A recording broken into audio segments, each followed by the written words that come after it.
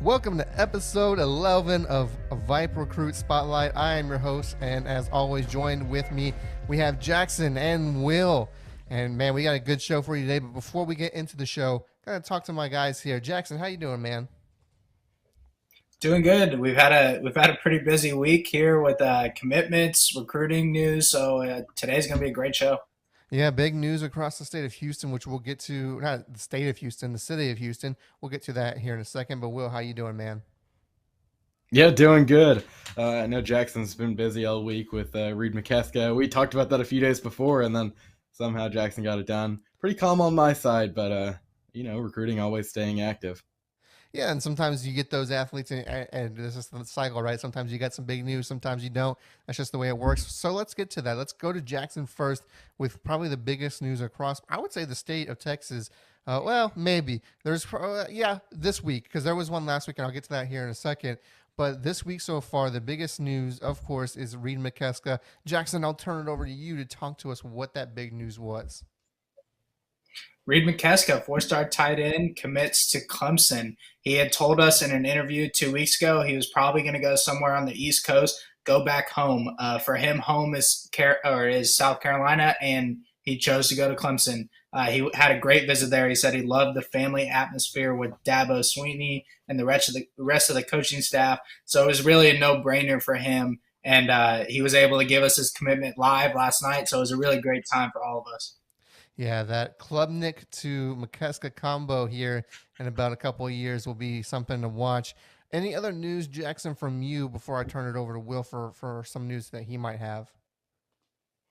So I've got a couple things actually. I was able to catch up with DJ Lagway Jr., who we had on the show a couple of weeks ago. He just went on a visit tour to South Carolina, Clemson, Georgia Tech, and Georgia.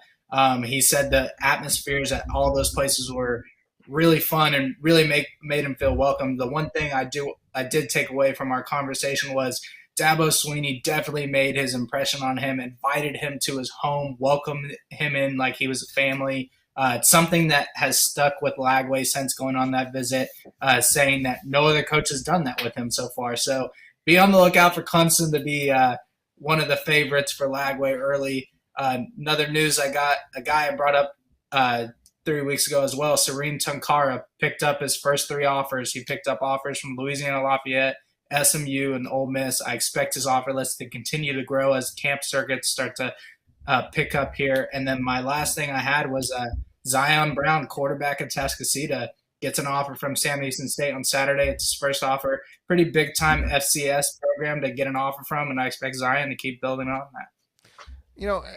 You said something there, and I'll get to you in a second, Will. But you said something there, and I want to pose a question to both of you in regards to this. I mean, you mentioned how kind of DJ Lagway was kind of blown away about with Clemson and stuff like that. But do you think something like having a Cade Klubnik at Clemson currently, knowing that once you get there, you'll probably have to sit 2 years before taking over that position, because if DJ Lagway came in as a freshman, Klubnik's not going to be only a sophomore, so he's going to have 2 years of eligibility. Now, obviously, they may redshirt him or whatever.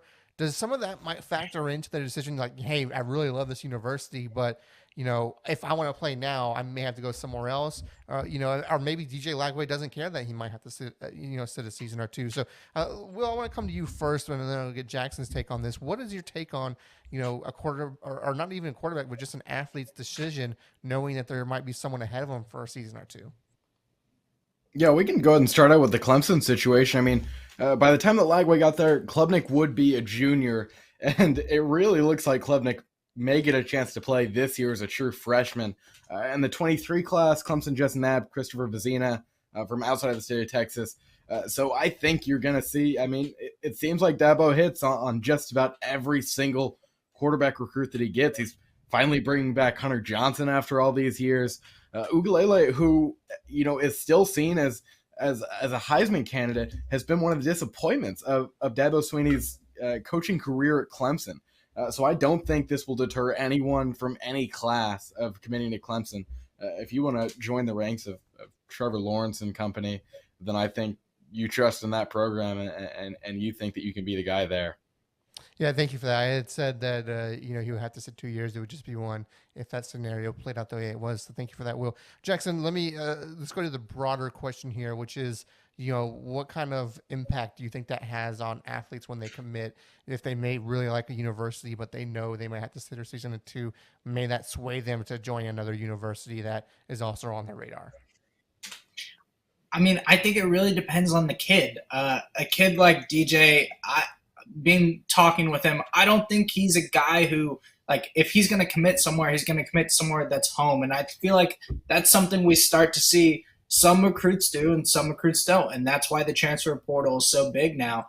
I think it really just depends on the kid's mentality. Is he willing to put in the work? Yeah, there's two other quarterbacks here, but if you believe in yourself and you're confident in yourself, you're like, I'm going to beat these guys out. And if it doesn't work out, that's when you see kids go to the portal. So I think that it really just depends on the kid at the end of the day. It's a very good point. And heck, who knows? NIL may really help out with this, knowing that, hey, they may get paid to really just sit and get better behind someone for a season or so. Or like you said, hey, they just compete and get that starting spot. So very good takes for both of you. Will, I want to turn it over to you now and give you the chance to give us some of the news that you may have seen across the state of Texas this past week. Yeah, before we get to that news, I mean, I'd like to go right off Jackson, what he was saying. You think about a guy like Jalen Milroe, who was committed to the University of Texas, decided to go to Alabama. When he came in, he's 6th or 7th string. That was just a year ago. And now he's seen as a guy that may take over for Bryce Young. So you really, Seth Hennigan at Memphis is another guy. Guys will just trust in their game no matter how long it takes. You only need one game to prove how great of a player you are, and I think you see that confidence from Texas high school football players more than you do anywhere in the country. That being said, I'll just go ahead and jump into my news. Zion Brown, you said it, gets an offer from Sam Houston State. Extremely excited to see that. Chico Holt from Strake Jesuit, where I go, picks up an offer from Northwestern, gets to talk to Thomas Gordon from the class of 2019, trying to get that connection there between two Crusader tight ends. There's been a whole lot of news outside the Houston area as well. Trey Wisner is now going to DeSoto from Waco Connolly, transferring to one of the biggest powerhouses in the entire state. That's going to be really interesting. Play Duncanville once and very likely play them a second time. So I said it's been calm on my end, but it's been busy just about everywhere in the state this week. Yeah, that is correct. That's probably the biggest news as far as non-college type news. When you think of, last week we had DJ Hicks. Now we have Trey Wisner, who, according to the 247 composite, which we did release our top 10, running backs on VYPE, where we looked at the 247 composite. Of course, he came in at number 2, right behind Ruben Owens, of course. So very good kid, and just going to DeSoto for his senior year is going to do nothing but just up his game. A couple of newsworthy things from across the state of Texas when it comes to recruiting on my end. Of course, we have Odessa Permian offensive lineman Harris Sewell, the top offensive lineman in the state of Texas for 2023. He dropped his top 5 yesterday, and those include Clemson, A&M, Texas, OU, and Alabama. So really the blue bloods almost of college football, and those are going to be his top 5 heading into his senior year. Temple High School athlete Mikhail Harrison Pilot, who out of everyone, we talk about Reid Mckeska and having his 40 offers. This kid I think had up to 47 different offers. He's an athlete going to Temple High School. He released his top 12 last week, so I think it was after our show had been recorded. His top 12 are Arkansas, Baylor, Cal, Florida, Florida State, Houston, Michigan, OU, Oregon, TCU, Texas, and USC. So a very versatile player. All Saints Episcopal wide receiver Chris Powell Freeman, All Saints Episcopal in the Dallas area. He committed to Tech yesterday.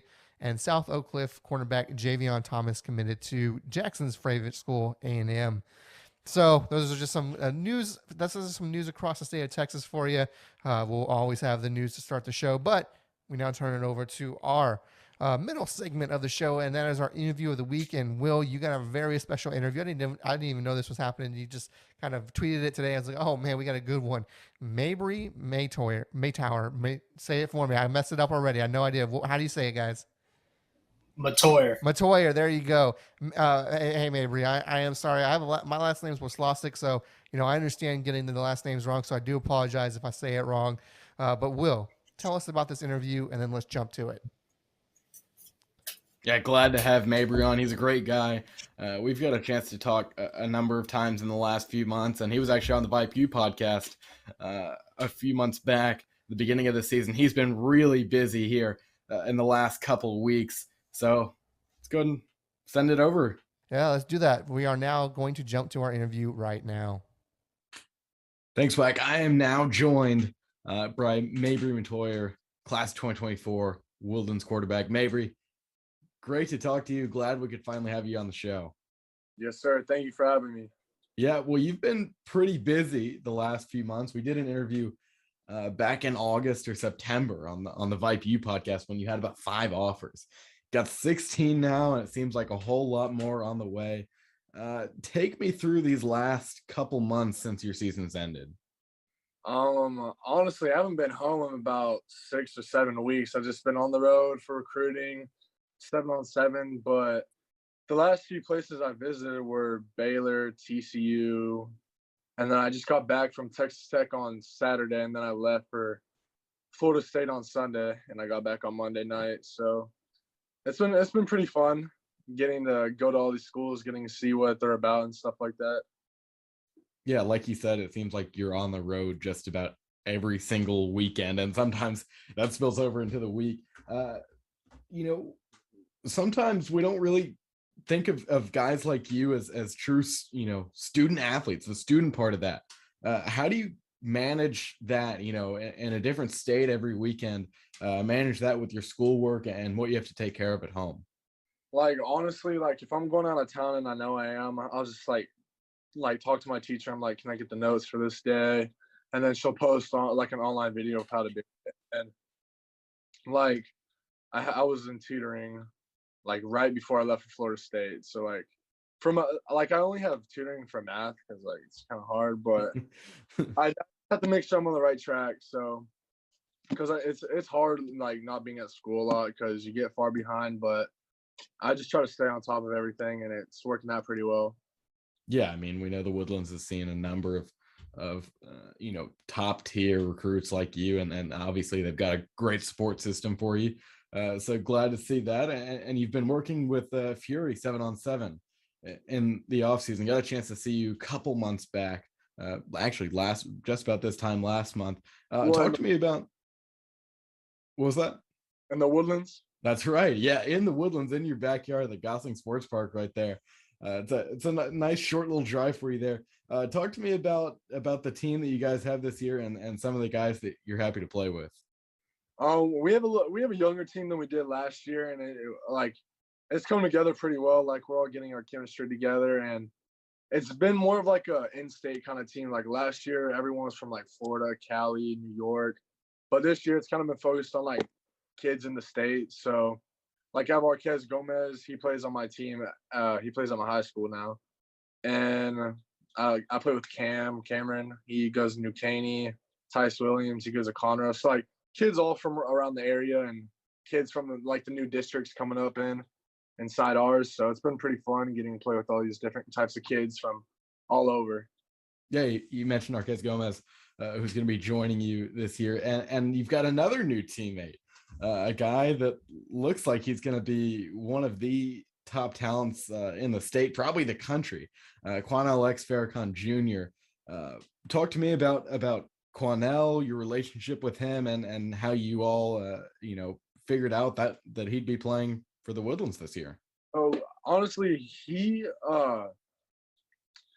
before I knew nothing. Like he was coming to our school, and he texted me. He was like, "I'll be there on Monday." I'm like, "Okay, sweet." So after I heard that, I was like, "All right, we're gonna start getting to work, get some chemistry for the upcoming season," and our relationship's getting good. Our chemistry's getting well, and I'm just been trying to teach him the new plays, so he'll be ready for spring ball next week. Yeah, I mean, you want to talk about two of the top underclassmen in the country. You two are definitely there, early risers for sure. So you had a great receiving core last year. It seems like you're going to have an even better one this year. So we'll have to see about that. and your entire district is pretty star-studded. Oh, I know. We've talked about your relationship with DJ Lagway before, and now we'll kind of get into the big story the last few weeks has been the rankings. He's actually been ranked a little bit higher than you in just about everywhere. He's seen as the top dual threat quarterback in the country. Does that motivate you at all? Not only when you're going to play Willis, but just everywhere you go. Does that motivate you to work even harder? 100%. Like, we're just gonna do the same thing we did to him last year. Put a little quick 43, whatever we scored on him. But I mean, yeah, it definitely motivates me to get better. And honestly, I feel like those rankings kind of screwed me over. I'm not gonna lie, because I know I'm better than what they ranked me at. Yeah, there you go. I mean, it seems like every single guy but the number one is probably going to say that, and rightfully so. I mean, you've proved it the last couple of years. You're proving it in the offseason, and programs are definitely taking note of that. And I'm back for that district MVP again. Yeah, there we go. It's gonna be one of the tightest races. We've mentioned this on the podcast before. We're not quite sure if there's ever been two top 20 quarterbacks in the country playing in the same district. And thankfully, we've only gotten one of those three matchups so far. So we get to see you and DJ for 2 more years. You guys have a lot of the same offers. You mentioned you visited a lot of places. Talk to me about some of these schools that have really impressed you the most over the last few months. I want to say Baylor. They impressed me a lot. Texas Tech, TCU. I mean, Oklahoma. Like, all the schools like I've been to have honestly just astonished me, I guess. Like, they've just been all super cool. They're all different in their like own different type of ways, but all of them have something special about them, and a lot of them have great coaches that work there. Yeah, Texas Tech was one that you mentioned. They've got the number 2 class in the 2023 cycle right now. That's surprising to a whole lot of people. What can you say about what Coach McGuire is doing up there, the message that he's giving to you guys, and just the whole program overhaul in Lubbock? I mean, I can say Coach McGuire is a pretty cool dude. He's very persuasive as well, so I can see why they got the number 2 recruiting class in the country. And Coach Kidley, the quarterback coach there, he's a super great guy, and he really knows a lot about the game. Yeah, and we know the quarterback position. You usually see the early commits or the quarterbacks in these classes. Do you feel rushed at all right now to make a decision? Or are you planning on waiting this out up until next year or before your senior season? What right now? Where are you standing with a decision? I'm just trying to soak it all in right now. Just trying to get a feel for everything. But I'll probably be committing around March next year. Like, I'm not shooting for that, but like if I feel like it's a good time, then that's wherever God tells me to go. I'm gonna pray about it, and that's where I'm gonna go. There you go. Yeah, I mean, it seems like the entire ACC wants you, and most of the Big 12 too. And now your brother, McCade, playing for Oklahoma. You got a chance to go up to Norman pretty shortly after he transferred there. Talk to me about that. I'll be back up there this weekend. Oh, really? What was that first visit like? Because not only do people know you as like this big time recruit, but you have a brother on the team. So what was that like? I mean, it's pretty sweet. My brother gives me some clout when I walk up in there, but it's pretty sweet having a brother play on the team. I mean, it definitely makes everything so much cooler. You kind of get the special treatment. Yeah, for sure. And you were wearing a pretty special jersey that whole time too. That's right. Yeah. So a couple of OU fans that still a little sour taste in their mouth, and we're pretty happy to see you in that jersey. So appreciate it. Thank you. Yeah, and so we saw your brother McCade at the last tournament. I saw you, and actually saw Graham Gunnell there too. What's your connection to him, and how has he kind of helped you in the last few years? I mean, I've grown up around Graham my whole life because McCade and Graham are like best friends. So I've been around him like my whole life, and he's always been a quarterback. And I mean, I used to be an O-lineman, my second year playing quarterback. So when I saw Graham playing quarterback, I was like, yo, I kind of want to do that. That looks pretty fun. And like, he was getting recruited a lot, and I was like, yeah, I want to do that. And I've just been super close with Grant ever since. And when he came out to my tournament and the Woodlands, it really meant a lot to me. Yeah, I mean, you've got football's in your blood, football's in your family. You've grown up around it, and somehow in the last couple of years, you've started as a quarterback and become one of the top in the country. So extremely glad that we could get you on here, and looking forward to talking to you soon. Yes, sir. Thank you so much. Once again, thanks to Mabrey Mettauer for joining us on our weekly VYPE Recruit Spotlight interview. Will, that's a good get right there, man. I mean, first we had DJ, and now we have him. I mean, you talk about just a good district the next 2 years. I mean, that district is going to be full of firepower, and can't wait to see when those two battle it out for these next 2 seasons. With that being said, it is time to jump to probably my favorite segment of this show, and that is the Under the Radar segment, where we take a look at athletes we consider under the radar for one reason or another.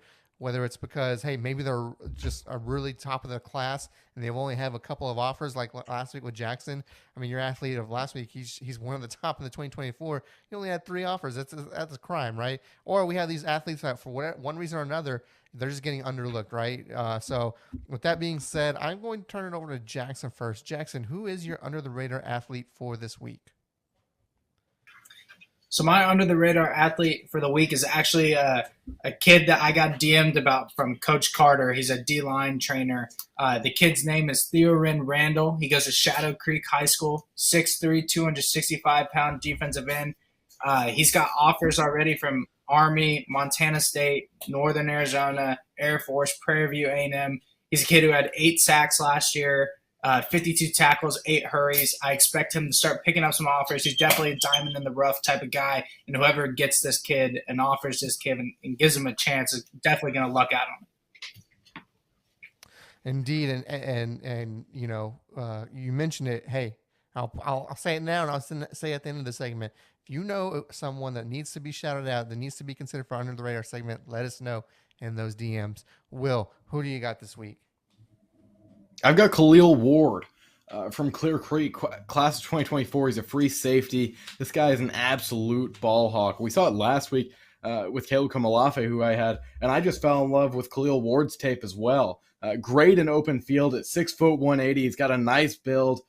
Great student. I think Khalil Ward, who's already been killing it early in the camp circuit, once we get into these school camps, he's going to get some offers to his name. He's got 0 right now. I would expect that to change very soon. And then we got my under the radar recruit for this week, and I'm going up to Cleveland, not Ohio, Cleveland, Texas, a little northeast of Houston, and I am going to be talking about Jameer Martin. He's classified as an athlete. He's not running back on offense. He plays a linebacker, and heck, even these huddle clips that you'll see that are on the screen right now, he even plays some corner, some safety. So he's really just a utility player. If you in baseball terms, he just does it all. On defense last year, 58 solo tackles, 3 sacks, rushing on offense. He had 158 yards and 2 touchdowns. So like I said, does a little bit of everything. He only has 1 offer currently, Southwestern Assemblies of God University. But just looking at his huddle tape, what you'll see right now, I mean, you just look, he's got that awareness to just get into the lane as a linebacker. He follows his assignment just perfectly. He's able to shed the blocks when he needs to, and just a ball hawk. I think in these huddle clips here, I think 2 or 3 forced fumbles alone. So he's just a man that knows how to play football, and definitely deserves some more offers, and I think he'll get some in his senior season. So my under the radar, Jameer Martin. And of course, as always, if you know someone that you consider to be under the radar for one reason or another, it doesn't have to mean that they're not getting any offers. Maybe they have a few offers, but you feel they should be getting more. Hit us up in the DMs. Let us know in the comments. We will cover them. We've covered 2 now, thanks to people reaching out to us. So don't be afraid to reach out, and we will cover your athletes in our Under the Radar segment. That's going to do it for our show today. But as always, I like to turn it over to Jackson and Will to give some shout-outs before we go. Will, go ahead and shout some people out for us. Yeah, shout out to Mabrey, of course, for working with us on an interview this week, and shout out to MJ and Maurice Williams Sr. They're up in Tuscaloosa right now. It's been real busy up there, especially with Texas guys in the last few weeks. And shout out to you guys for another great show. Jackson, who are you shouting out? I'm going to shout out Serene Tunkara. just picked up his first 3 offers, got the pleasure of meeting him at the Texas Exposure Camp, and he's just a great young kid who I'm glad finally has started to pick up some offers. I'm also going to shout out Reid Mckeska and DJ Lagway. Both of them, I had great conversations with them. Reid let us share his moment of committing to Clemson with him, and DJ shared his visit thoughts. So shout out to them. Also shout out to y'all, and hope y'all both have a good Easter this weekend. Same to y'all. Happy Easter to everyone this weekend. And shout out to all the athletes competing in the UIL Soccer State Championships this weekend. I know most of 4A and 5A have been settled. Probably 6A semis happening throughout today and tomorrow. And then, of course, the finals happening on Saturday. I'll be there to cover it. So follow along. We'll have your coverage for you. Thanks again, everyone. And until next time, thanks for joining us on VYPE Recruit Spotlight. I'm Wac. That's Jackson and Will. And we'll see you at the games.